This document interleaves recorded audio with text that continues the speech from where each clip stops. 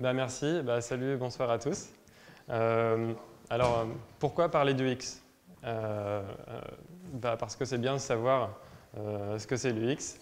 Parce que l'UX, c'est omniprésent dans le process de design. Si vous créez votre startup, si vous êtes dans ce milieu, vous serez un jour amené à parler UX avec des gens. Et si vous êtes amené à parler avec des gens, il faut savoir communiquer et il faut surtout savoir de quoi vous parlez. Donc déjà, moi j'aimerais bien savoir qu'est-ce que vous faites. Alors qui ici est développeur? Plutôt du côté dev, plutôt code? Ok. 2, 3. Ok. D'accord. Qui est designer? Designer. Ok. Bon, qui est entrepreneur? Ah, ok. Plein d'entrepreneurs. Ok, cool. Alors rapidement, je me présente. Moi je m'appelle Joël Chilio. Je suis designer depuis 5 ans. J'ai une formation de communication visuelle, j'ai fait les Beaux-Arts de Rennes et j'ai fait les Arts Déco. Donc voilà, ça c'est un petit peu pour mon parcours, background artistique. Et je me suis retrouvé après mes études à bosser dans une start-up. Donc AppCard, à la base c'est une start-up israélienne qui maintenant est aux États-Unis. Et je me suis retrouvé à bosser pour eux, avec eux pendant 2 ans et demi. Donc juste pour vous situer un peu le truc, AppCard, c'est les mecs qui ont fait ICQ. Donc je ne sais pas si ça vous dit quelque chose. Normalement, il y a un petit son qui devrait venir. Le petit son d'ICQ, c'était ça. Donc voilà, peut-être ceux de ma génération la connaissent. Bref, donc dans cette startup, AppCard, je me suis retrouvé à faire plein de trucs. À designer, parce qu'ils m'ont appelé en tant que designer juste après l'école. J'étais là et je designais leur site web. Je designais leur application mobile, leur application iPad. Je designais tout ce qui était sur support digital mobile. Je designais tout ce qui était support de branding, de la carte de visite jusqu'au kakémono, jusqu'à je ne sais pas trop quoi. Donc j'étais un petit peu l'homme Mister Design, à la fois lead designer, mais aussi unique designer dans cette startup. Donc c'était assez cool. Et un jour, je me suis rendu compte que, donc le boss, Yair, vient me voir, il me dit, OK, il y a un truc dans cette fonctionnalité qui ne fonctionne pas, il faut changer tout ça. Et je lui dis, ouais, mais je suis là, je suis designer, il y a quoi? Il y a un problème visuellement, qu'est-ce qu'il va faire? Mais non, il y a juste une fonctionnalité à enlever, à changer, à repenser. Et en fait, plus j'évoluais dans cette startup et plus je revoyais un petit peu mon boulot de designer qui était complètement en train de changer, qui était en train d'évoluer. Et je me suis rendu compte que travailler en équipe et travailler dans une équipe de design en tant que designer, on n'était pas forcément là uniquement pour designer et dire que ce bouton rouge, finalement, il sera mis en vert. C'est ça qui m'a vraiment, moi, donné envie de continuer à bosser avec des startups. Donc voilà, moi, depuis... Oula, les couleurs sont dégueulasses, mais c'est pas grave. Depuis maintenant 2-3 ans, je fais quasiment que travailler avec des startups. Donc là, peut-être vous avez déjà vu une ou deux de ces startups. Et aussi, je travaille avec des plus grosses boîtes, Vonage, Everyday, Google Developer. Je fais un truc assez intéressant avec Google, ils ont mis ça en place depuis pas trop longtemps. Ils appellent ça leur Speed Lab, Launchpad, je ne sais pas trop quoi, où finalement pendant quelques heures, dans une semaine, ils vous prennent, ils vous mettent avec une startup, vous découvrez leur projet, et votre challenge c'est d'essayer de voir qu'est-ce qui ne fonctionne pas, et de les coacher pendant une semaine, et de voir après l'évolution. Donc c'est un truc assez cool. Donc voilà, on va enfin commencer.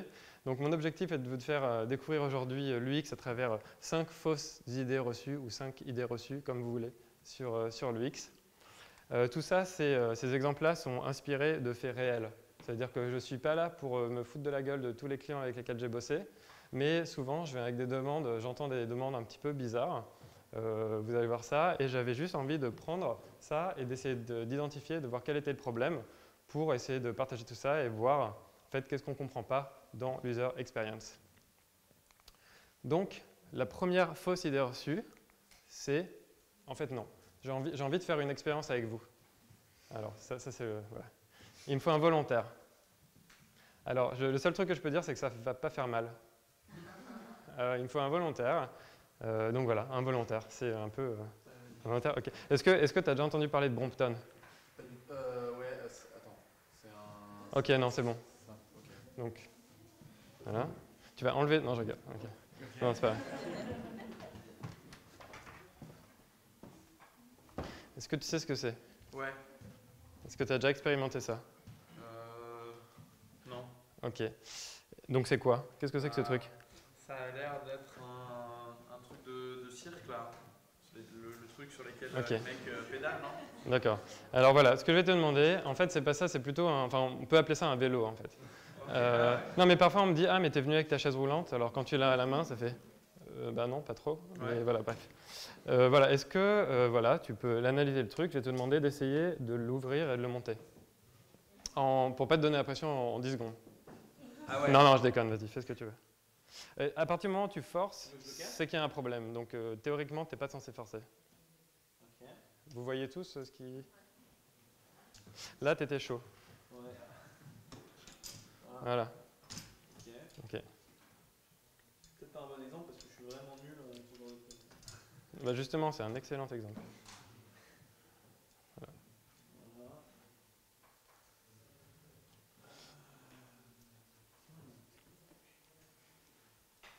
Ok, voilà, ok, bon, très bien. Donc, tu peux essayer dans tous les sens. Hein. Ah ouais, ça marche pas. Donc, voilà, je vais t'arrêter là. Ok, merci. On peut l'applaudir. Voilà, mesdames et messieurs. Merci. J'ai toujours rêvé de faire ça. Je vais juste voir si tu ne me l'as pas pété. Non, c'est bon, ça va. Ok, très bien. Donc, est-ce que on peut dire que tu as une expérience intuitive? Bah ouais, c'est intuitif quand même. Enfin, c'est pas easy, mais... Non, enfin, est-ce que tu as réussi à l'ouvrir en gros? Est-ce que c'est un truc intuitif? Donc, on peut dire, là, à cette réponse, on peut dire non. Voilà, non, non, ok, très bien. Donc, est-ce que c'est une bonne expérience utilisateur? Est-ce que là, bah, tu sors de ce meet-up, tu vas t'en acheter un? Ouais, peut-être. Bon, bah, j'arrête tout, merci. C'est cool. Ok. Effectivement, c'est un peu compliqué à ouvrir en 10 secondes. Ouais. Ok, donc je vais... Demo time. Ok, donc...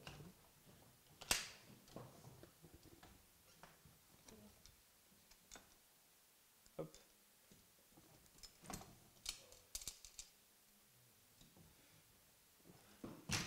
Voilà.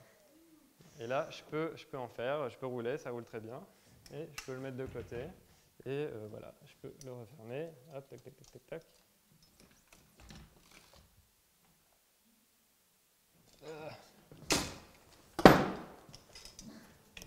Voilà, c'est plié, c'est rangé. Ok, donc c'était pas pour vous faire un super show de la mort que j'ai fait ça. Mais mes feedbacks, donc je me demande à moi, est-ce que c'est intuitif? Est-ce que j'adore faire ça? Est-ce que c'est cool? Ouais, je le fais en 2 secondes, j'adore. Est-ce que c'est une bonne expérience utilisateur? Oui, c'est une bonne expérience utilisateur pour moi, je l'ai, je l'utilise tous les jours, j'adore. Cool. Donc la première fausse idée reçue sur l'UX, c'est ça.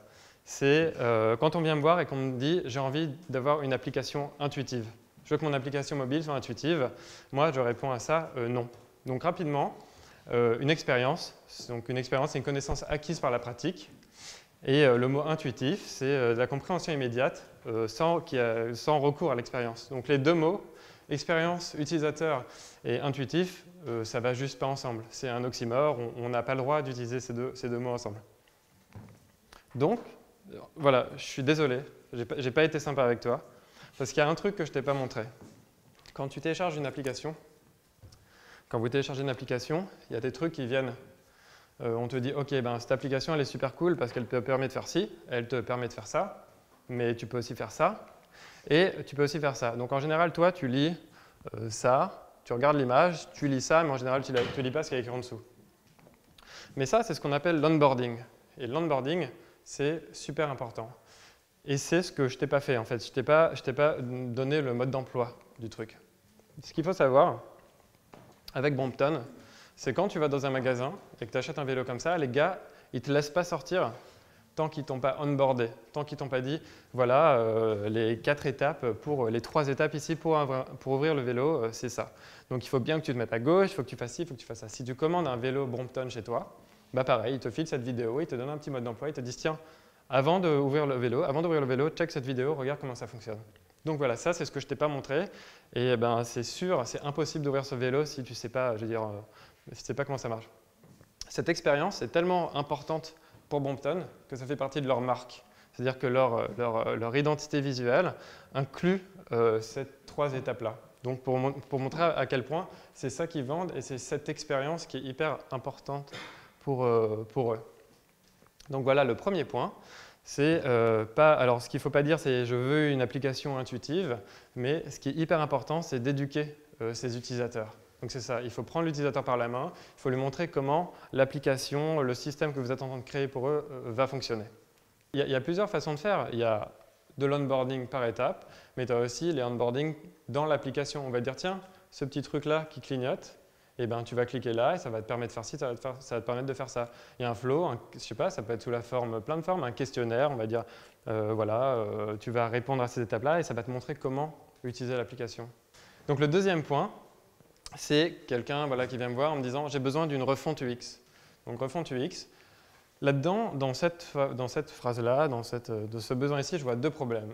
Le premier problème, c'est qu'on n'a pas vraiment identifié le problème. On sait qu'il y a quelque chose, j'ai un système, j'ai une appli, il y a un truc qui bug, mais on ne sait pas trop ce que c'est. Le deuxième problème, c'est qu'on va utiliser le terme UX parce que tout le monde l'utilise. Souvent, on va confondre UX et parcours utilisateur. Parcours utilisateur, vous voyez ce que c'est de dire, OK, mon parcours utilisateur dans Snapchat, c'est de dire OK, j'ai envie, j'ouvre mon appli Snapchat pour aller jusqu'à pouvoir envoyer un snap. Donc le parcours utilisateur, c'est toutes les étapes qui vont être entre ce que je veux faire et ce que j'ai fait à la fin. Mais en fait, l'UX, l'expérience utilisateur, ça englobe énormément de trucs. Ça englobe plein de choses, plein de recherches, de l'usability testing, du wireframing, de l'A/B testing. Il y a plein de choses. Donc pour pouvoir s'y retrouver un petit peu dans tout ça, à la fois pour pouvoir isoler le problème et comprendre un petit peu ce que c'est que l'UX, j'aimerais vous parler vous montrer rapidement mon framework de travail. Comment aujourd'hui je traite une commande, comment je bosse avec quelqu'un qui vient me voir avec une problématique UX. Ma manière de travailler est basée sur la méthode Lean. Donc le schéma que je vais vous montrer, vous l'avez sûrement vu 50 000 fois, c'est pas moi qui l'ai inventé, c'est juste que j'aime bien prendre les trucs et un peu l'adapter à mes besoins. Mais voilà, donc à partir du moment où on vient me voir avec un brief, moi j'ai d'abord cette première étape, cette étape découverte, où je rencontre les gens, j'essaie de voir, OK, c'est quoi votre proposition de valeur, c'est-à-dire qu'est-ce que vos utilisateurs veulent faire, quels sont aujourd'hui leurs plus gros problèmes, qu'est-ce que votre appli va leur apporter, donc voilà, tout ce genre de questions. Qu'est-ce qu'ils connaissent les gens des utilisateurs, est-ce que c'est de la connaissance ou de la supposition, est-ce qu'ils ont créé déjà des personas? Personas, vous voyez ce que c'est ou pas? Persona, c'est en gros des groupes d'utilisateurs. Je vais dire, moi, une catégorie de persona, une catégorie d'utilisateurs, ça va être Martine, 55 ans, qui est avocate et qui a 3 enfants. Donc c'est ce groupe d'utilisateurs. Il faut toujours que quand je design, quand je développe mon appli, mon système, j'ai cette personne-là en tête pour que ça matche. Et des personas, en général, il y en a pas mal. La deuxième partie, ça va être un prototypage. Donc on va faire ensemble des user stories, des scénarios utilisateurs. On va créer un parcours de navigation avec du wireframe, du fil de fer. Donc ça, c'est un peu ce genre de truc. On va faire quelque chose rapidement. D'ailleurs, ça, c'est quelque chose que je vous montrerai après dans le mini workshop Sketch. Ensuite, il y a la partie test, reality check, où on va faire de l'usability testing. On va s'asseoir à côté des utilisateurs, on va regarder comment ils utilisent l'appli, on va voir comment ils réagissent, comment ils interagissent avec l'appli. On va observer. Il y a un truc qui est aussi intéressant, j'ai écrit pitch, c'est que parfois, on se rend compte de plein de trucs. Plus on pitch, plus on va pitcher son idée de startup, plus on va se rendre compte de « Ah mince, mais là, ce que je dis, c'est pas clair, il faut que je change un wording, il faut que je change des choses. » Donc, il y a beaucoup de choses qui se débloquent à ce niveau-là. Ensuite, il y a la partie analyse, où on va faire ces collectes de feedback, donc on vient de faire dans la partie test, des interviews, on va voir s'il y en a des analytics, et enfin l'optimisation, c'est-à-dire qu'on va voir si on fait des tests et qu'on fait de l'analytics mais qu'on n'analyse pas les résultats, ça ne sert à rien. On va voir, on va appliquer les résultats et après, s'il faut, on va designer et coder le truc. Donc rapidement, il y a cette partie découverte, il y a cette partie prototypage, il y a les premiers tests qu'on va faire, il y a la partie analyse et la partie optimisation, itération. Mais voilà, maintenant, la question qu'on se pose, c'est l'UX dans tout ce process, il est où? Enfin, à partir du moment où on s'est dit, bon, on va designer l'UX. On va se prendre, on va faire un truc et voilà, on va designer l'UX. En fait, le truc, en fait, c'est que l'UX, ça ne se design pas. L'UX, c'est un truc qui se ressent. Une bonne UX, ça découle d'une méthode correctement appliquée, toutes les étapes que je vous ai montrées avant.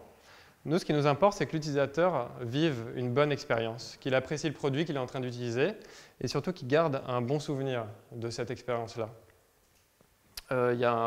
Cette phrase explique très bien le truc de Mark Azemzal.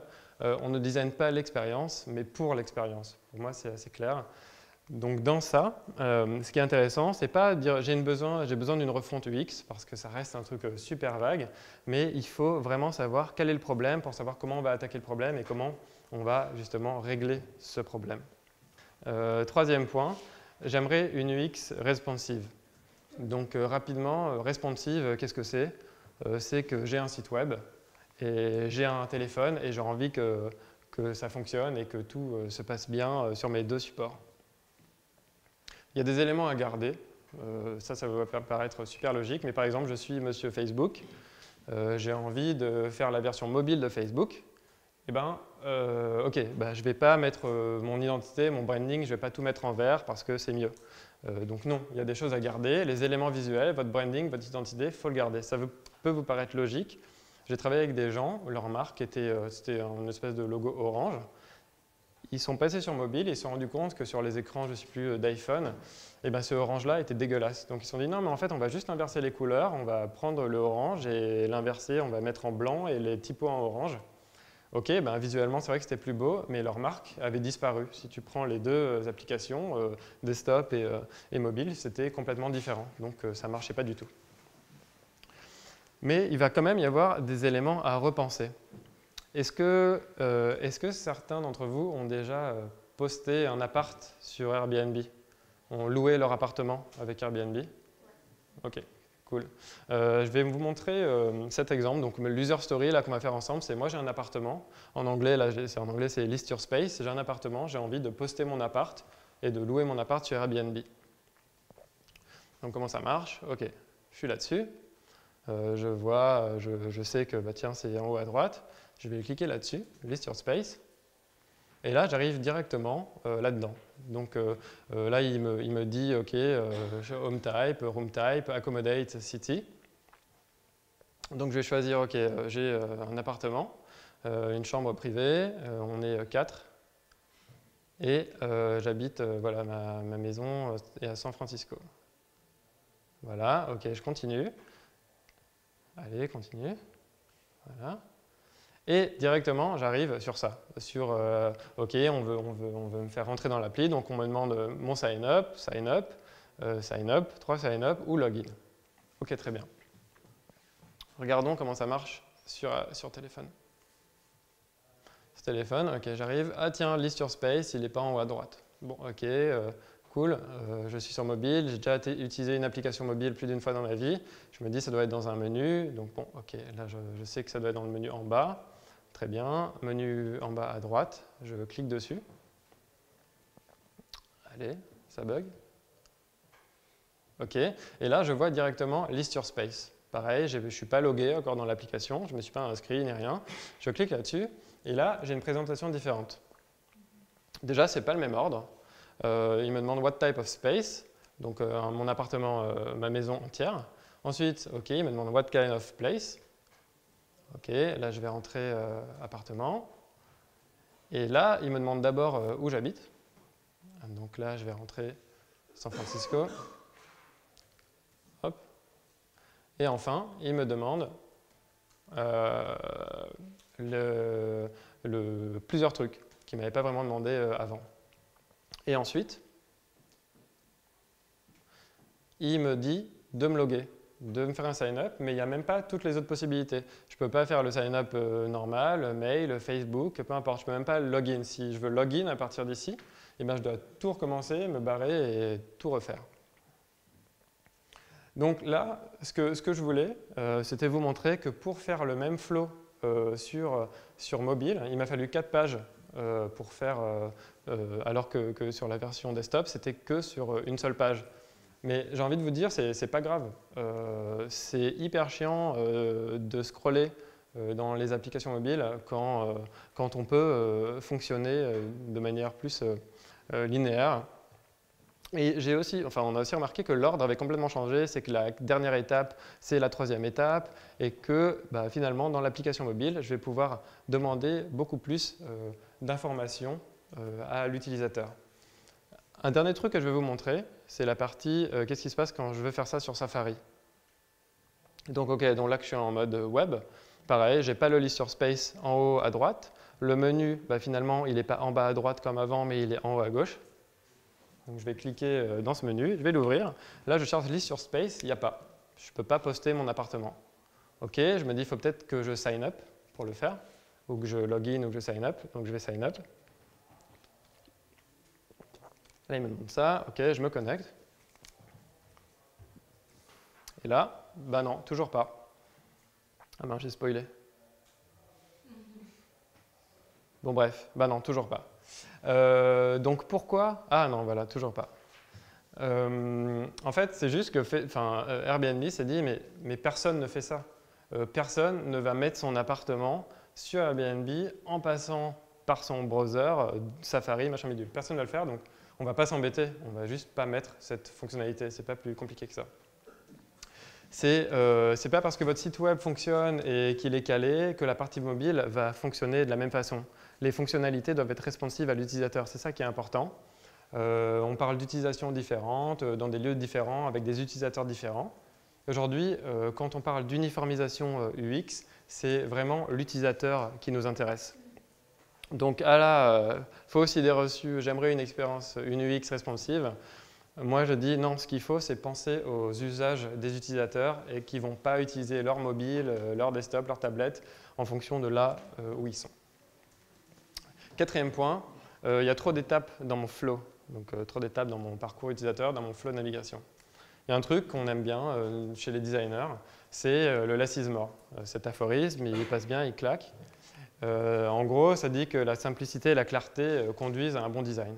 Ce qui est vrai, voilà, j'adore ça. Mais souvent, on prend ça et on se dit « Ah ouais, mais je vais appliquer cette règle pour le nombre de clics. Il y a trop de clics, c'est pas bien. Mon interface, c'est pas bien, il y a trop d'étapes, ça marche pas, je dois faire trop de trucs, l'utilisateur va se perdre. » Les systèmes web, trucs machin, c'est pas comme un jeu vidéo. On n'a pas 3 vies et si on utilise ces 3 vies, ces 3 clics, on est mort. Ça marche pas comme ça. Je vais vous montrer un exemple. Ici, donc voilà, c'est un site un peu à la Airbnb où je dois remplir ma fiche profil d'hôte pour accueillir des gens chez moi. Et là, en fait, cette règle du less is more, elle est là parce que je peux tout faire ici, je peux tout faire sans clic. Ça veut dire less is more au niveau du clic, pas du design. Mais tout est ici, je peux remplir mon profil, je peux faire plein de trucs, je n'ai pas besoin de naviguer pendant 3 heures pour voir ce que je veux faire. Mais si on regarde un petit peu les zones de cet écran, les zones vertes, c'est ce que je dois remplir, et les zones violettes, c'est des portes d'au revoir. C'est-à-dire que je peux cliquer, ça y est, je peux utiliser enfin mon pointeur laser. Je peux cliquer partout ici. En fait, toutes ces zones-là vont m'amener ailleurs. Et quand on crée une interface et qu'on a besoin de ces informations, on n'a vraiment pas envie que la personne se barre. Donc là, tout ça, c'est un petit peu des points d'interrogation où l'utilisateur va se dire « Ah mince, mais ok, est-ce que je dois faire ça ou est-ce que je dois faire ça ou est-ce que d'abord je dois faire ça ?» Si aujourd'hui je peux vous conseiller un bouquin, c'est un bouquin de Steve. Alors tout sera à la fin, tout sera publié sur le lien du Meetup, je donnerai tous les liens, tout sera là. C'est Steve Krug qui a écrit un bouquin qui s'appelle Don't Make Me Think, et il dit ça, il dit ce qu'il faut, c'est si les utilisateurs se posent des questions, c'est pas bien, ils se barrent, il faut pas de questions, aucune question, et vos utilisateurs se laisseront guider. On a un peu réfléchi, on a vu comment finalement transformer ça en une espèce de funnel qui est assez simple, où ok, la page est plus longue, mais l'utilisateur se laisse guider et n'a pas le choix, il ne peut pas partir, il ne peut pas se laisser embarquer dans une autre page. Donc voilà un petit peu comment on a ici simplifié, et ça a l'air de pas mal marcher.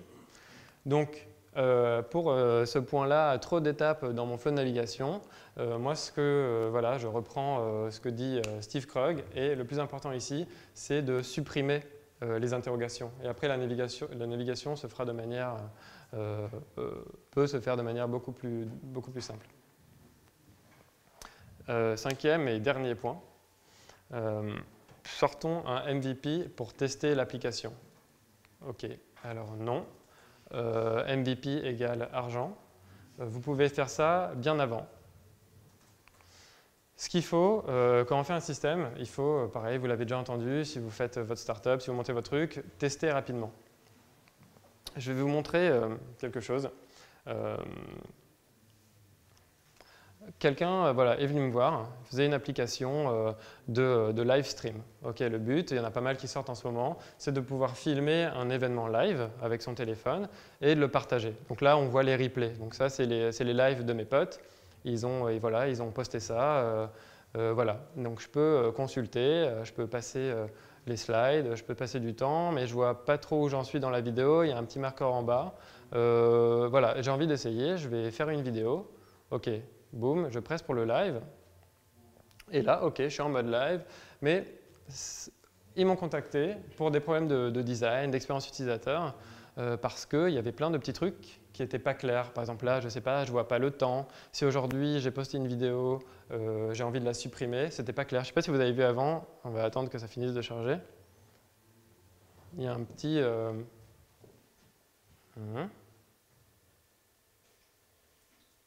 Il y a un petit avion là, qui pourrait dire envoyer sur Gmail, je ne sais pas quoi, mais en fait, quand je clique là-dessus, c'est le menu. C'est ça qui me permet de supprimer des choses. Et il y a plein de trucs là-dedans. Donc on voit bien, OK, l'application est en sortie, les fonctionnalités sont plutôt cool. Là, je vais cliquer dessus, l'avion tourne. Je peux enlever la vidéo, je peux copier le lien, je peux partager, mais voilà, il y avait pas mal de problèmes en fait dans cette application. Donc on s'est vu. On a fait tout ce qui est découverte pour que je connaisse leur application, la partie pain, gain, job list, qu'est-ce que veulent vos utilisateurs, quels sont leurs plus gros problèmes. On a pris leur flow, on l'a mis au mur, on a dit bah, tiens cet écran-là il manque, il faut peut-être l'ajouter, est-ce que la fonctionnalité d'ajout d'amis est simple ou pas, on a changé, on a optimisé le flow de navigation. Pareil, on a posé les trucs, on a ressorti les trucs sur papier, bref, on a réussi à faire un proto avec, je vous en parlerai après, Sketch et InVision, un proto qui nous a permis de tester en fait, hyper rapidement cette application au cercle proche parce qu'il y a pas mal de bugs, c'est pas du tout codé, mais on peut quand même se rendre compte de pas mal de choses. Donc grâce à ça, grâce à ce petit proto, on s'est rendu compte qu'à la base, que la navigation n'était pas super claire, qu'il y avait des petits trucs à arranger, que le wording qu'on utilisait n'était pas vraiment correct, les gens qui l'utilisaient ne comprenaient pas exactement ce qu'on voulait dire, et quand on est 1 mois, 2 mois, 3 mois dans une application, à un moment on a besoin de ce regard extérieur, et ce proto-là sert vraiment à faire sortir les choses. Et on s'est aussi rendu compte que 50% des fonctionnalités n'étaient pas utilisées. On ne savait pas que je pouvais faire ci, que je pouvais inviter des amis dans mes lives et partager des trucs. Bref. À ce moment-là, une fois qu'on s'est rendu compte de tout ça et qu'il y a eu un redesign, moi j'ai eu un go design graphique. On m'a dit ok, les wireframes seront cool, voilà, maintenant on a besoin du design, on a besoin de rendre cette appli plus sexy. Ok. Donc j'ai commencé un petit peu à bosser, à réfléchir, mais 2 semaines plus tard, les gens qui faisaient cette appli sont venus me voir et m'ont dit on a continué à tester cette application et on s'est rendu compte de 2-3 petits trucs, mais ça ne devrait pas trop changer au niveau du design. Ok, on s'est rendu compte, finalement, les gens à qui on a montré cette appli, notre cible de base, les, je ne sais plus, 30, 40 ans ou 25-30 ans, ils ne faisaient pas ce qu'on voulait qu'ils fassent. Et on s'est rendu compte que la cible, c'était plutôt une cible de 12-16 ans. Okay. Ah, et on s'est aussi rendu compte d'un deuxième petit truc, c'est que la partie replay, en fait aujourd'hui on n'en a pas besoin, on s'en fiche, parce que regardez Snapchat, il n'y a pas de replay, tu peux pas, une fois que la personne l'a vu, on n'en a plus besoin, donc ok, enlevons cette partie. Et bon, et c'est juste l'entrée principale de l'application. Donc on appelle ça un pivot. Quand on a pas mal de choses qui sont déjà prêtes, et on se dit, non, finalement, le cœur de l'application change complètement, donc il y a eu un massif redesign à ce niveau-là. Et c'est quoi la morale de cette histoire? C'est qu'il n'y a pas eu de dépenses de code, il n'y a pas eu de dépenses de design graphique, polishing, direction artistique. Il y a juste eu des dépenses, on va dire, de parcours utilisateur, d'user experience, où on a testé sur des gens et compagnie. Du coup, on a pu se rendre compte de pas mal de choses. Donc, au 5e point, sortons un MVP pour tester l'application. Moi, ce que je recommande, c'est de prototyper et tester le plus rapidement. Enfin, c'est vraiment ça la clé du truc. Et on va voir après qu'on peut tous prototyper et tester super rapidement. Donc voilà, pour un petit peu, voilà, moi ce que j'aimerais que vous reteniez voilà, de toutes ces expériences que moi j'ai vécues, c'est que c'est hyper important d'abord d'éduquer ces utilisateurs.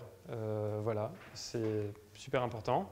C'est important d'identifier le problème avant de vous relancer dans un redesign en disant j'ai besoin d'une refonte UX. Non, mais en fait, c'est pas le flow de navigation qui a un problème, c'est autre chose. Donc identifier le problème. Pensez aux usages des utilisateurs, où ils sont, comment ils utilisent l'appli, est-ce qu'ils sont plus en mode tablette dans leur canapé ou dans la rue en train d'utiliser leur téléphone. Il faut supprimer les interrogations, montrer-leur la voie. Et il faut prototyper et tester rapidement. Voilà, donc ce que je disais, c'est que tout ce que je viens de dire, la biblio est sur la page Meetup, donc tout sera là, je donnerai tous les liens et compagnie. Et voilà, j'espère que vous avez appris 2-3 trucs. Et voilà, maintenant on peut passer aux questions, si vous avez des questions. Voilà, merci beaucoup.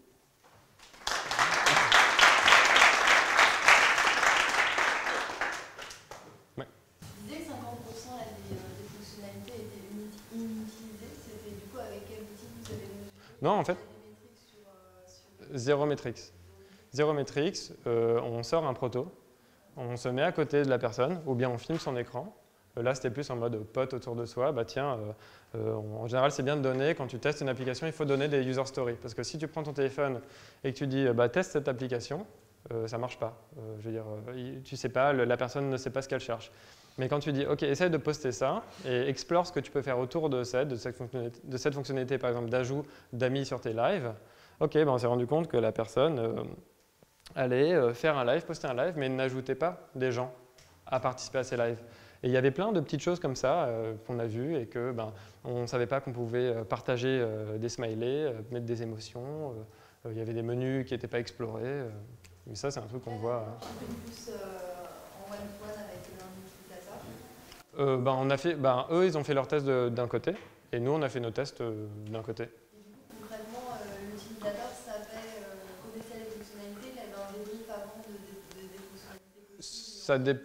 Ça dépend des tests qu'on fait. Parfois, on est en mode, comme je disais, découverte, mais avec une trame. En disant, OK, bah tiens, c'est la première fois que tu ouvres cette application, tu ne connais même pas la version d'avant, mais essaye de faire ça. Parce que c'est hyper important de voir comment la personne est onboardée. Et si on voit que dès le début, ils me disent bah oui, mais en fait, elle sert à quoi cette application? C'est qu'il y a un problème. Et ça, c'est le genre de truc que tu peux voir ici aussi en mode en test. Parce que du coup, 50% des fonctionnalités inutilisées, c'est soit que l'onboarding n'est pas bon, soit que les fonctionnalités ne sont pas bonnes. Il y a plein de possibilités.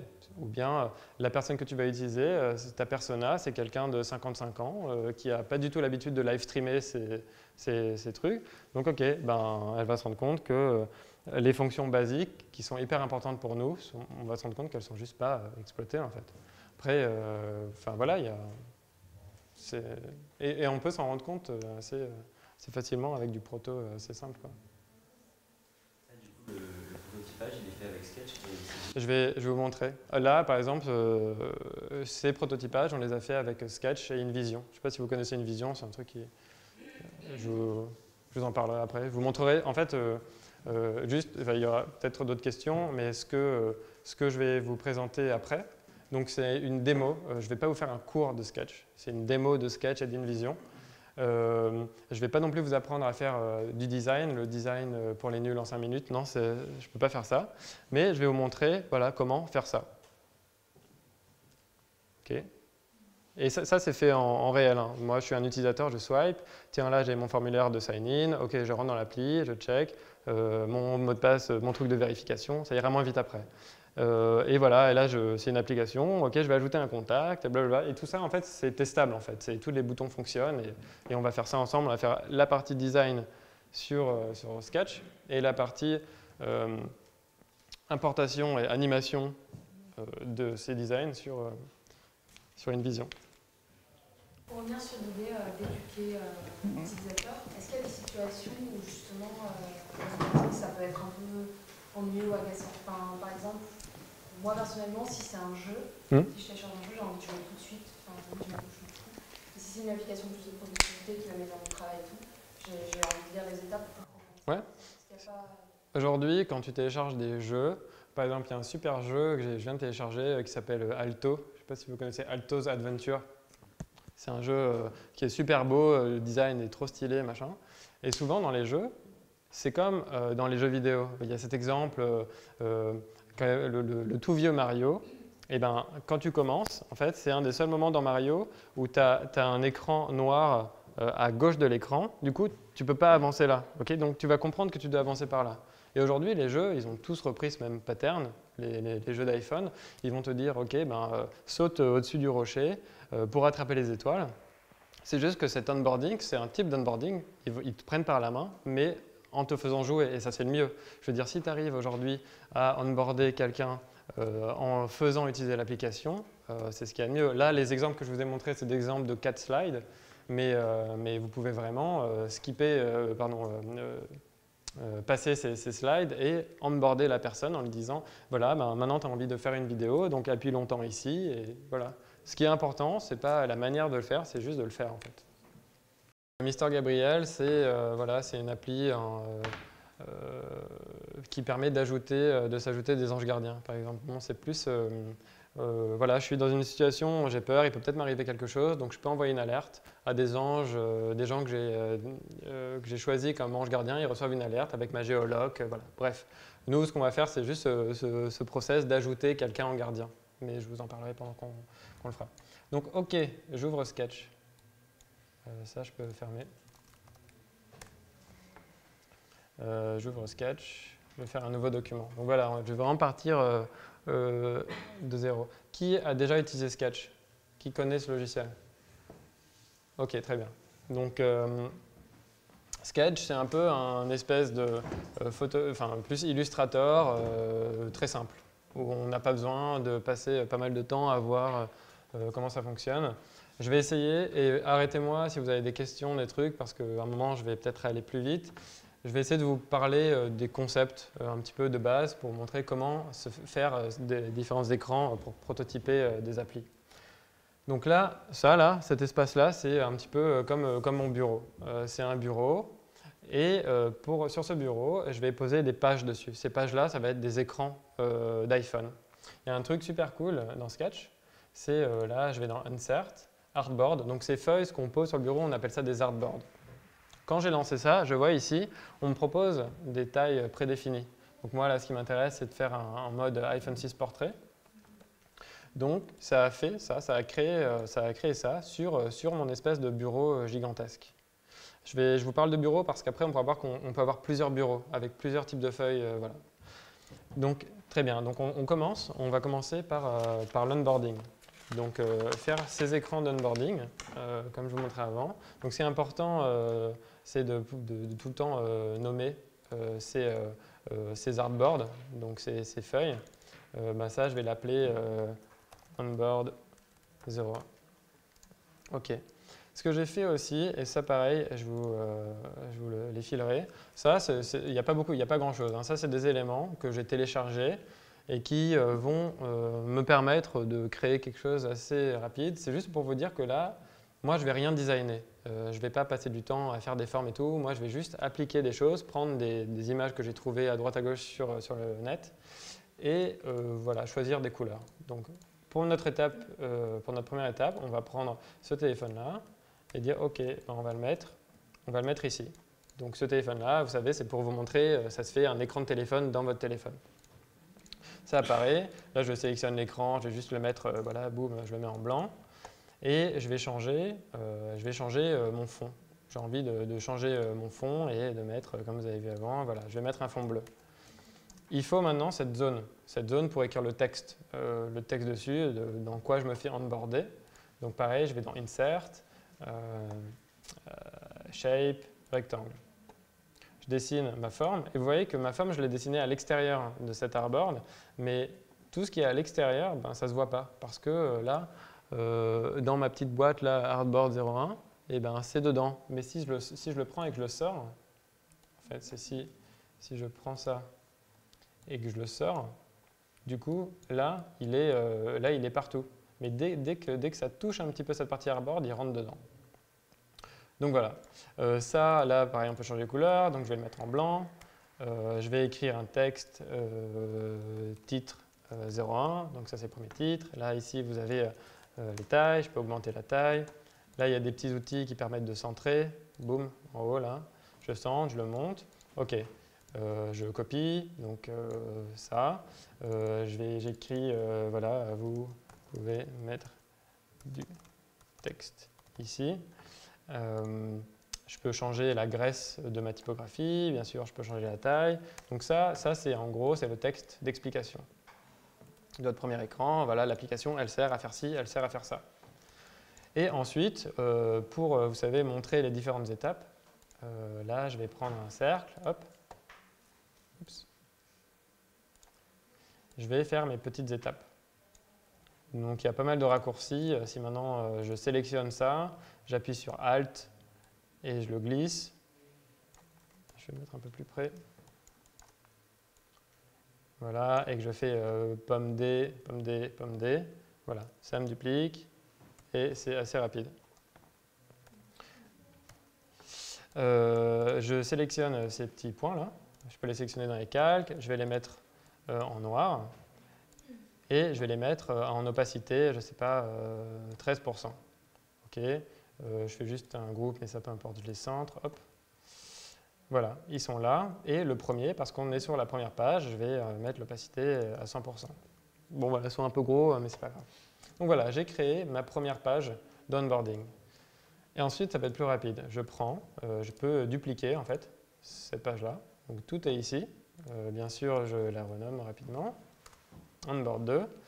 Le fond, là, que j'avais sélectionné bleu. Pour changer le fond, vous cliquez juste sur le nom en fait de l'artboard.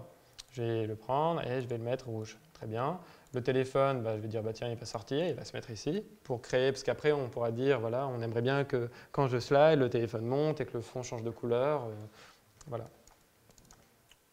Le titre, je l'appelle comme ça. Et là, cette pastille-là, qui était à 13%, je la remets à 100%. Et celle-là, je la mets à 13%. OK. Donc j'ai ça. Pareil, je prends, je duplique, donc commande D pour les raccourcis. Je renomme, commande R, mais ça, vous n'êtes pas obligé d'utiliser les raccourcis tout de suite. Blablabla. Ensuite, je change la couleur, je la mets jaune, j'enlève le téléphone. Je vais dans mes trucs que j'ai téléchargés, je me dis, tiens, je vais mettre une montre. Tac. Je pomme V, je mets la montre ici. Tiens, je peux mettre peut-être un peu plus petit. Exactement la même chose, rapidement, je change le titre, titre 3, on peut mettre du texte ici. Là, je mets en noir. Là, je mets en 13. Et enfin, le dernier écran, tac, onboard, je change la couleur, je vais mettre du vert. Et ça, je peux le mettre un peu plus petit, je ne sais pas, tac. Et là, titre 4. Et enfin, la pastille là. Pardon? Ah, il faut que je renomme. Merci. Tac, je renomme. Vous allez voir pourquoi c'est hyper important de renommer après pour les exports dans le logiciel qui va permettre d'animer tout ça. 13% et enfin 100%. Là, j'ai laissé exprès une étape en plus parce que, en fait, j'aimerais bien que la personne soit dedans et swipe encore une fois et là arrive dans la partie setup qu'on va voir tout de suite. Donc là, j'ai ma partie onboarding. Donc vous voyez, il y a mes 4 calques, mes 4 boîtes, mes 4 feuilles ici. Et je vois que je suis ici. Je suis dans la page 1. Mais cette page 1, en fait, on va la renommer. On va appeler ça onboard. Hop. Onboard. Et c'est ça, en fait, l'idée des bureaux. C'est ça, je suis sur mon premier bureau, mais je peux créer un autre bureau. Et par exemple, ce bureau-là, je vais l'appeler setup. Et dans setup, bien sûr, il n'y a rien, parce que je n'ai pas encore de feuilles dessus. Mais dans onboard, j'ai mes 4 feuilles. Donc moi, j'aime bien, après, ce n'est pas obligatoire. On peut tout mettre dans un seul endroit. Mais moi, j'aime bien séparer les différentes étapes. Parce qu'après, quand on voit qu'il y a 50 écrans à mettre à jour, c'est bien de s'y retrouver. Donc voilà, maintenant, on va faire la partie setup.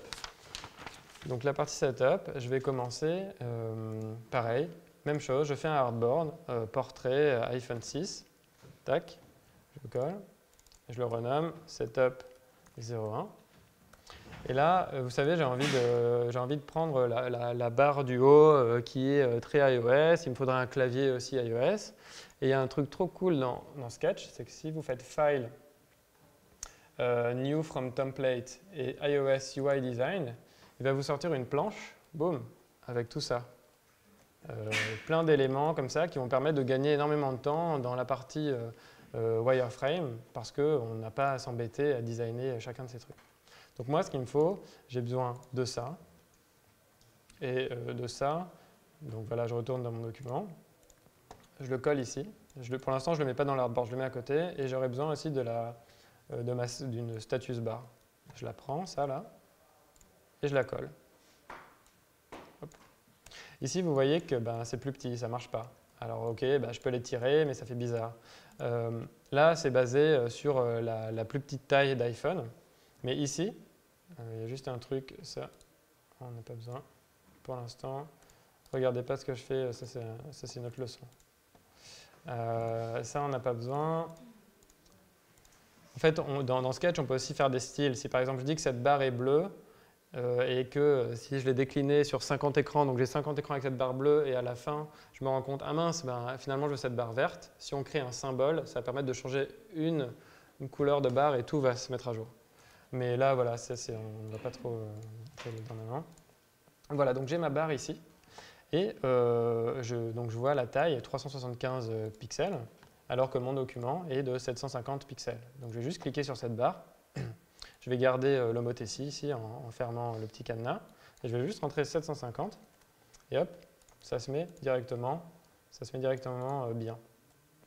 Je peux, dans mes options, tiens, je vais changer la couleur de la barre, je vais la mettre bleue. Du coup, le bouton Edit, là, on n'en a même pas besoin, donc je peux le masquer. Là, on va changer la couleur, on va mettre des boutons blancs. La petite flèche, on va la mettre blanche. Le titre, c'est où? Le titre, on va écrire Setup. Et on va le mettre en blanc. Et ça, pareil, je mets ça quelque part ici. Je remets la bonne taille, 750. Voilà, il est là. Et là, avec ces boutons-là, je peux le positionner directement. Si je vais en haut et à gauche, ça se met directement dans mon truc. Donc là, j'ai la base j'ai ma partie en gros qui fait très iOS. Donc ce que je vais faire ici, vous savez, cette partie, donc là en haut, ah oui, je peux aussi, je vais changer la couleur de fond, je ne vais pas le mettre blanc, je vais le mettre un peu plus gris. Ce que j'ai envie de faire ici, c'est le message qui me dit « Ok, j'ai besoin de vos informations, rentrez votre nom, prénom et gender ». Je vais faire ça. Donc déjà, il me faut un petit fond pour rentrer les informations. Il faut que je fasse un petit fond blanc. Donc je mets un fond blanc, là, ça va dessus. Et j'ai envie que ça aille en dessous. Donc je prends le calque là, je le mets en dessous. Tac. Donc là, il y aura ma zone de texte. Avec là, je ne sais pas, message qui dit quoi faire. Voilà. Que je vais mettre en régular. Je vais le centrer dans ma page. Hop, très bien. Et ensuite, je vais mettre, vous allez voir, ça va aller plus vite après. Je vais rentrer, je vais faire mes trucs.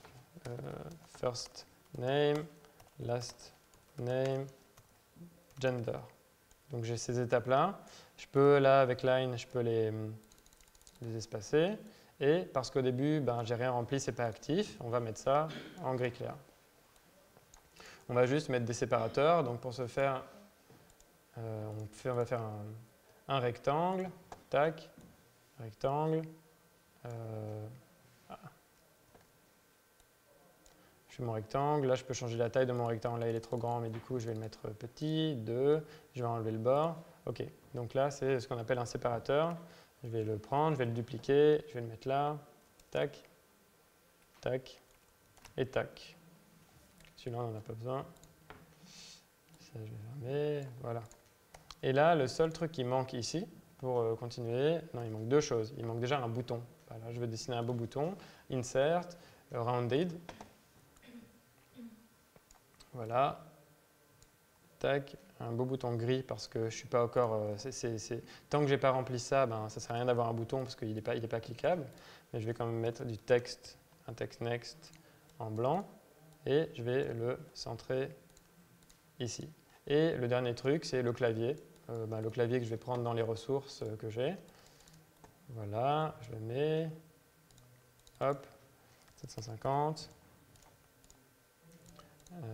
On n'a pas besoin de la prediction bar, là, donc je l'enlève tout simplement. Et voilà, le clavier, je le cale ici. Ok, donc on a notre premier écran, setup. Et pour le reste, une fois qu'on a notre base, en fait, c'est tout le temps un peu plus long de créer l'écran principal. Mais on va juste prendre les choses, dupliquer, renommer. Pour ces 3 étapes-là, je vais mettre mon nom, Joël, Filio, mail, et je vais mettre ça en noir, et le bouton en bleu. Donc voilà, là la deuxième étape est faite. Voilà, rapidement, l'étape d'après, pareil, je copie celui-ci, hop, setup 3. Là, ce qu'on va me demander, c'est, vous savez, c'est mon téléphone avec mon country code. Donc moi, je suis en France. Là, il s'agit d'un lien, vous savez, ce type de lien. Tac. En fait, j'ai juste copié la flèche là. Je vais la mettre en bleu. Je vais juste changer la couleur de cette flèche. Et je vais la retourner. Donc voilà. Je fais ça. Cette flèche-là, je vais la mettre là. Hop. Et voilà. Et ensuite, mon numéro de téléphone, normalement, il y a le 033, mais là, on va pas s'embêter avec ça. Your phone number. Tac. Combien j'ai de temps là? J'ai pas envie de faire trop long, trop court, trop truc. Combien de temps il me reste? Ok, très bien. Super. Il y aura moins d'écran que prévu, mais c'est pas grave. Non, mais c'est juste pour vous montrer un petit peu les différentes choses qu'on peut faire avec ça et après une vision. Je vais faire le dernier écran là, parce que je sais que c'est un peu chiant quand on regarde le truc. Tac, je vais juste changer cette couleur. Et voilà, et je vais mettre mon phone number. Peu importe. Tac. Et je vais juste passer, maintenant, on va éviter les étapes de verification code et compagnie. Je vais juste renommer ça. Et on va passer à l'étape, la dernière étape, le cœur de l'application. Et le cœur de l'application, voilà, je vais l'appeler main. Pareil, même concept.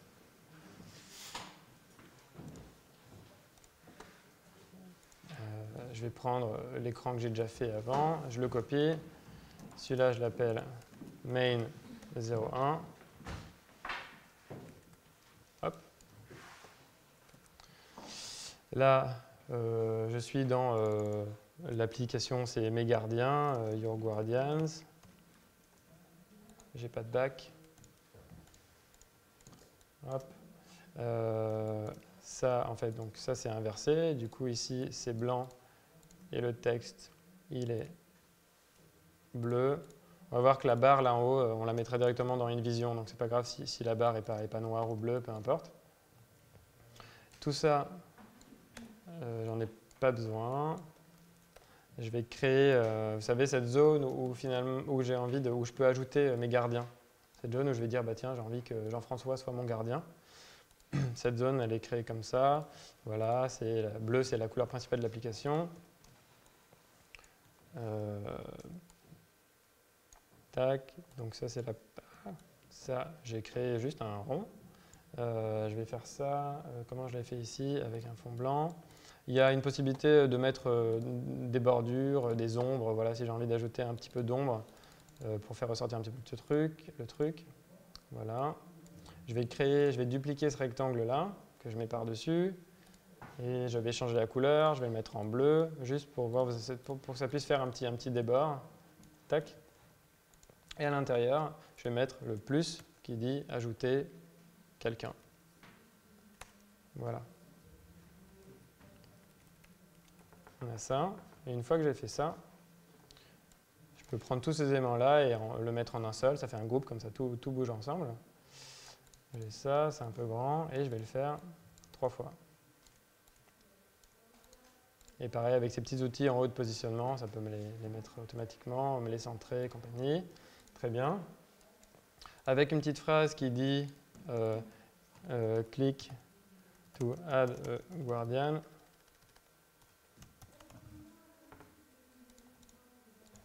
Voilà. Et enfin, le dernier truc de cet écran, c'est le gros bouton bleu qui va permettre d'appeler des gardiens si j'ai un problème. Voilà, donc cet écran-là est fait. L'écran suivant, c'est rien. Donc l'écran suivant, c'est qu'est-ce qui se passe quand je clique sur plus. Ben, en fait, ça va, ça, il suffit juste de faire un imprime écran de votre téléphone. Ça va charger ma liste de contacts. Donc voilà, que je copie tout simplement. C'est le même format, donc il n'y a rien à faire. Je vais renommer ça. Et la suite, c'est pareil. Je peux prendre cet écran que je duplique. Et en fait, c'est la partie où finalement j'ai ajouté, je sais pas, Clara ici. Donc il y a un super truc dans Sketch. Si je sélectionne ce rond-là, il y a plein de plugins. C'est le principe de Sketch. Un plugin, pareil, je le noterai dans le truc du Meetup, ça s'appelle Content Sketch Plugin Master, je ne sais pas quoi, où je peux avoir ces personas, ces photos, je dis par exemple female, et ça va mettre automatiquement la photo de quelqu'un. Ici, c'est des photos qu'on a le droit d'utiliser, et je peux voilà, choisir, changer ça. Et voilà, il y a des photos super marrantes. On va la garder même. Voilà, et le dernier écran qu'on va designer, c'est l'écran où je suis en mode alerte. Tac. Donc j'ai mes écrans et la seule différence, c'est que ce bouton-là est beaucoup plus gros, on va dire, et qu'il est rouge, et que cette fille, je ne sais pas trop, là, hop, il y a une petite alerte au-dessus de sa tête, parce que s'il y a plusieurs gardiens, on peut dire « Ah mais tiens, j'ai juste envie d'alerter cette dame, pas les autres ». Voilà. Point d'exclamation. Oula. Bug. Voilà. Donc là, ça me dit qu'elle est en mode alerte. Donc voilà. Bravo, on a tous les écrans. Super bien designé, c'est magnifique. Oula, je sauvegarde parce que sinon vous allez me tuer. Sauvegarde.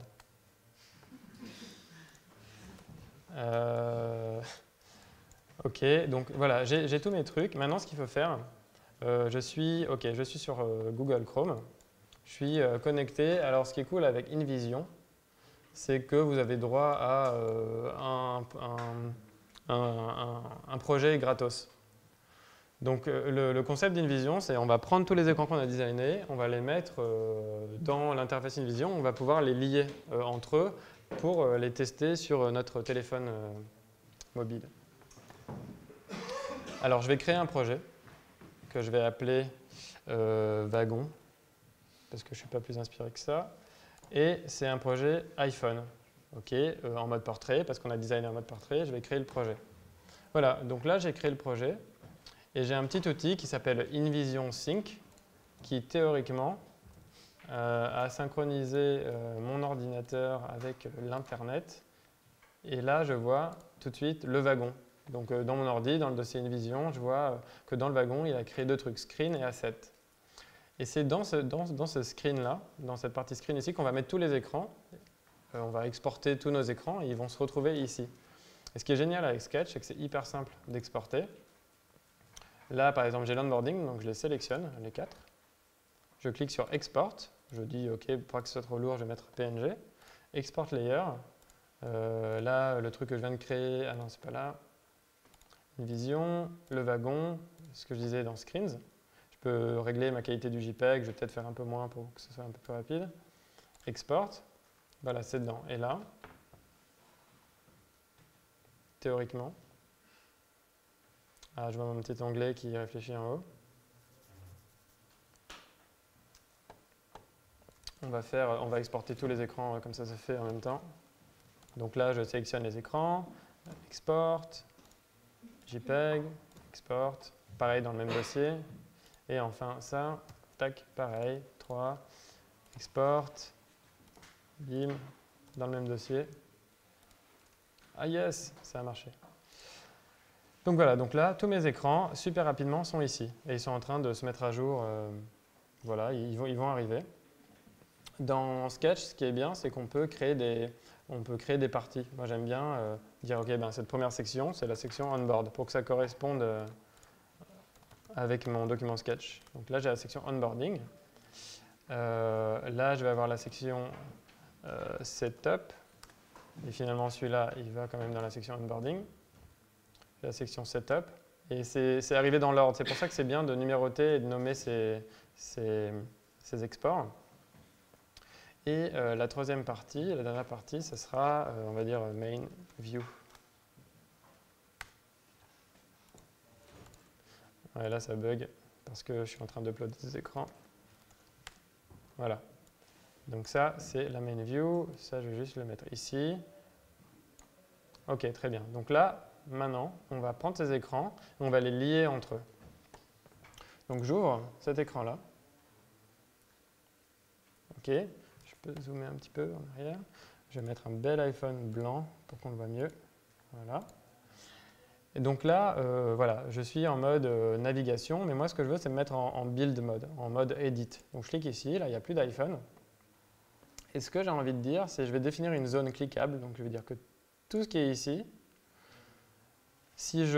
donc là, j'ai différentes possibilités de gestes. Si je swipe left, ça va m'amener mon image que je veux en mode push left. Et là, je choisis l'image que je veux.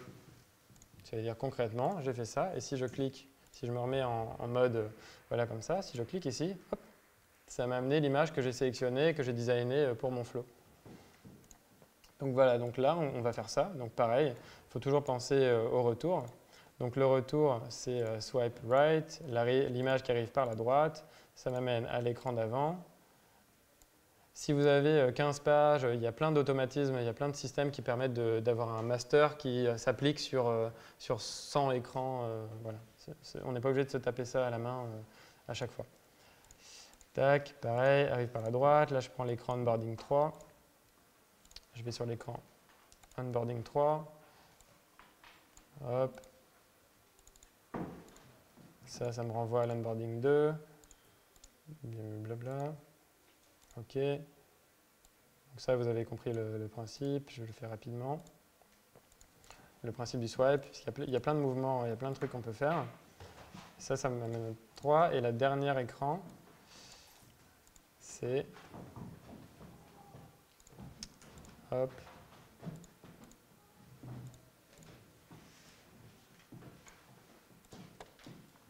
Setup. Ça sera un peu différent dans le setup. Ça m'amène là, je swipe. Donc voilà, maintenant je peux passer aux écrans setup. Donc toujours penser à la possibilité de revoir l'onboarding. Donc ça m'amène à l'écran d'avant avec ce coup-ci pas un swipe, mais un tap normal. Mais ça doit fonctionner, la transition est la même. Voilà. Et ici, en fait, on peut définir des zones en disant OK, bah, si j'arrive là et que je vais cliquer sur mon clavier, et ben, ça va m'amener à l'écran d'après, par une transition, peu importe, là on s'en fiche de la transition. Donc je peux même dire que si je clique ici, parce que pour les tests c'est bien, parce que parfois les utilisateurs, ils disent « Ah mais tiens, en fait je tape ici » et on ne peut pas vraiment définir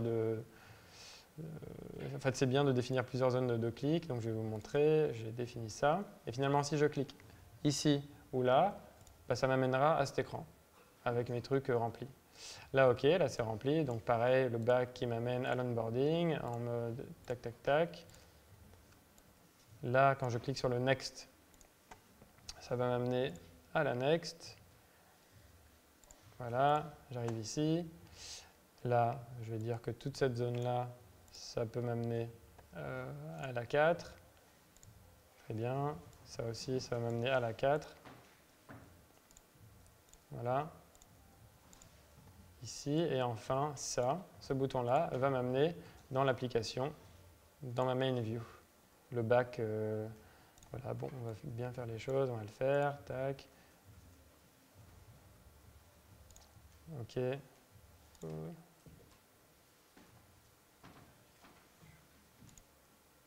Et voilà, peu importe. Next, OK. Dernière étape. J'arrive ici. Ça, théoriquement, ce bouton-là, ben, il ne sert à rien. Je ne peux pas appeler de gardien tant que j'en ai pas. Je peux retourner dans Sketch, prendre celui-là, dire hop, celui-là, il ne sert à rien. J'exporte, je remplace.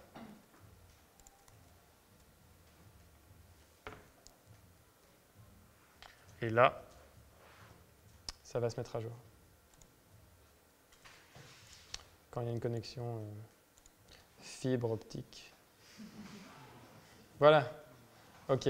Donc je suis là. Ensuite, ici, je clique ici. Et donc là, je veux que ça me load ma liste de contacts. Et là, bah tiens, ça en général, ça vient par le bas. C'est une pop-in. Donc voilà, ça vient par le bas. Là, je dis OK, je clique n'importe où.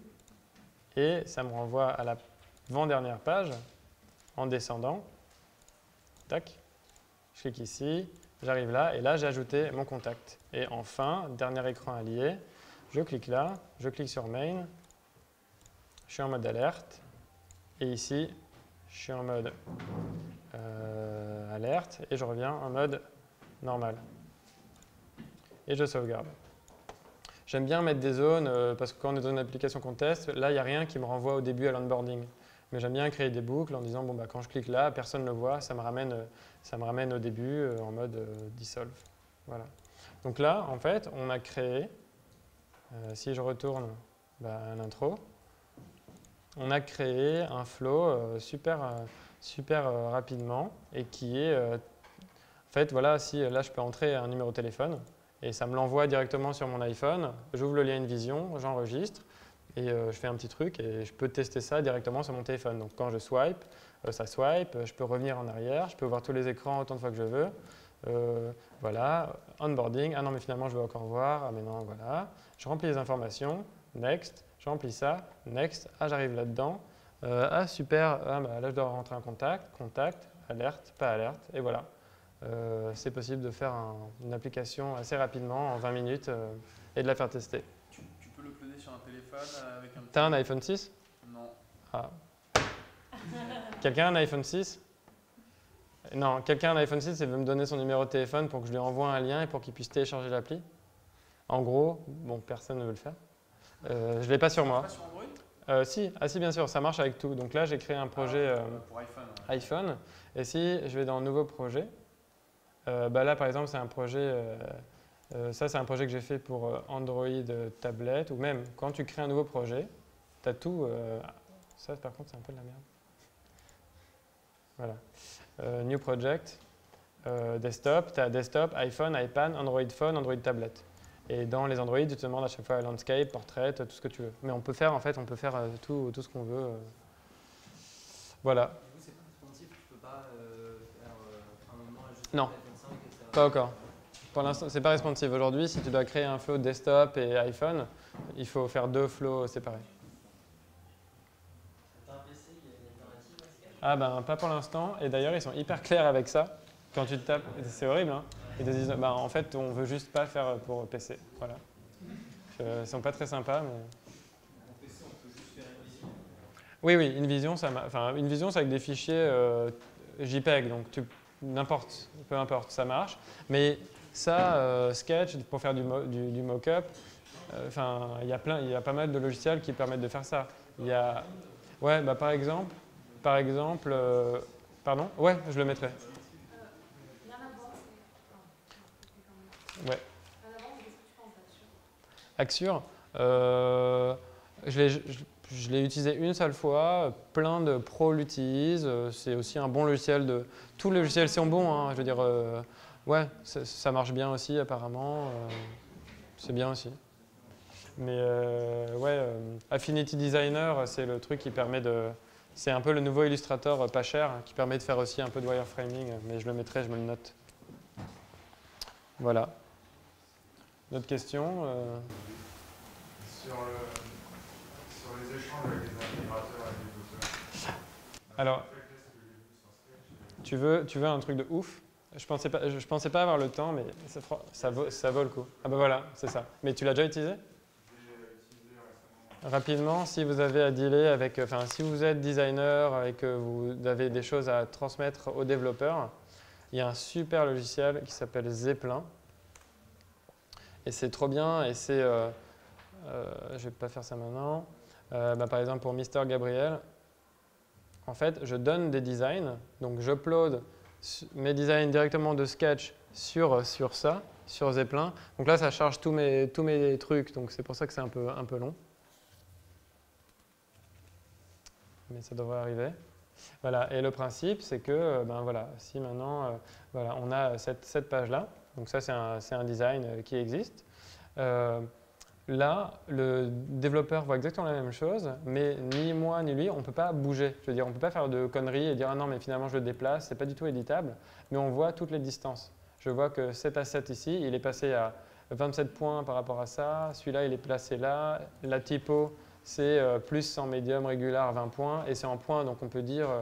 vous savez, il y a différentes résolutions entre iPhone et Android, il y a les XHDPI, HDPI, et ça, on peut dire, on peut tout sélectionner, ça peut être hyper clair et c'est hyper simple en fait.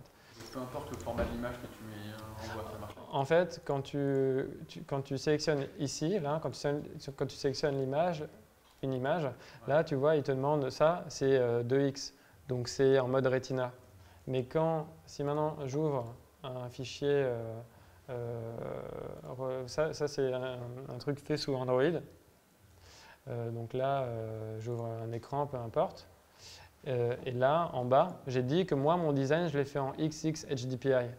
Et du coup, tout c'est en DP, en fait, les distances. Enfin, je ne sais pas si ça vous parle ou pas, mais tout est adapté et c'est hyper simple de discuter du coup entre designers et développeurs avec ce logiciel. Voilà. Ça va? Cool. Bon, super. Merci.